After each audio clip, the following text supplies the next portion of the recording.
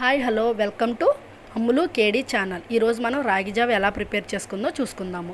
ఓకేనా. ముందుగా ప్యాన్ పెట్టి కొంచెం వాటర్ తీసుకుని దాంట్లో బెల్లం కరిగించుకోవాలి. ఒక గుప్పెడు సగ్గుబియ్యం తీసుకోవాలి. చూడండి ఇక్కడ బెల్లం కరుగుతూ ఉంది. సగ్గుబియ్యాన్ని నీటితో కడుక్కోవాలి, చక్కగా శుభ్రం చేసుకోవాలి. మంచిగా సగ్గుబియ్యాన్ని కడుక్కుని ఆ నీళ్లు వంపేసుకుని కొంచెం నీళ్లు పోసుకుని మీకు టైం ఉంటే ఒక పావు గంట సేపు నానబెట్టుకోండి. లేదంటే నాకైతే ఇప్పుడు టైం లేదు, పిల్లలు వచ్చే టైం అయిపోయింది కాబట్టి నేను ఉడకబెట్టేసుకుంటున్నాను. ఇప్పుడు కొంచెం గుప్పుడు పల్లీలు తీసుకోండి. చూడండి సగ్గుబియ్యం ఓ పక్కన ఉడుకుతున్నాయి. టైం లేదు కాబట్టి ఉడకబెట్టేసుకుంటున్నాను. టైం ఉంటే చక్కగా నానబెట్టుకోవచ్చు. ఇంకో పక్కన ఇంకో ప్యాన్ పెట్టుకుని పల్లీలు వేసుకున్నాను. అవి కూడా సిమ్లో చక్కగా రోస్ట్ చేసుకోవాలి. అంటే క్రిస్పీగా నోటికి మనం నవ్వులుతుంటే కరకరలాడేటట్లుగా చూసుకోవాలి. ద్వారగా ఫ్రై చేసుకోవాలి చక్కగా.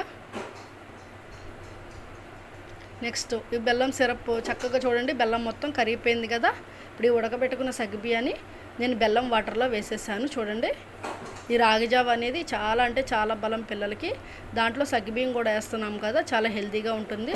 రాగి జావ కొంచెం వేడి అంటారు కదా, ఈ సగ్గుబియ్యం వల్ల చలవ చేస్తుంది. ఇప్పుడు ఒక గ్లాసులో కొంచెం రాగి పిండి తీసుకున్నాను. వాటర్ చూడండి, వాటర్ పోసుకుంటూ చక్కగా స్పూన్తో కలుపుకోవాలన్నమాట. రాగి జావ ఉండలుంటే మళ్ళీ బాగోదు, అంత టేస్ట్ రాదు. ఉండలు ఏమీ లేకుండా చక్కగా కలుపుకోవాలి. చూస్తున్నారు కదా, చక్కగా మొత్తం అంతా తిప్పుకుంటా కలుపుకోవాలి. ఆల్రెడీ మనకి ఇక్కడ చూడండి సగ్గుబియ్యం వేసాం కదా, అది మరుగుతూ ఉండేటప్పుడు ఇగో ఏమాత్రం చూసావా కొంచెం కూడా ఉండలు లేకుండా ఉంది. అది మొత్తం కూడా మనం వేసేసుకోవాలి వాటర్లో. ఇప్పుడు పల్లీలు రోస్ట్ చేసుకున్నాను కదా, చక్కగా వేగిపోయినాయి.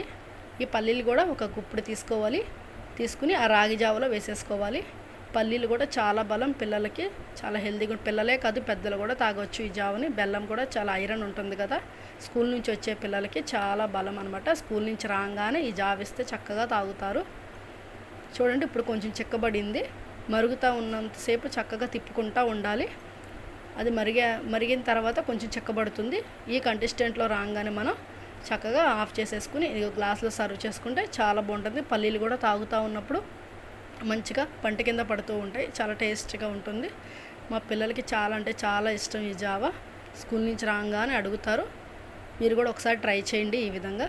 మా అశ్వంత్ చాలా బాగుంది మమ్మీ అన్నాడు, చిన్నోడు కూడా సూపర్ ఉంది మమ్మీ అన్నాడు. ఒకసారి మీరు కూడా ట్రై చేయండి.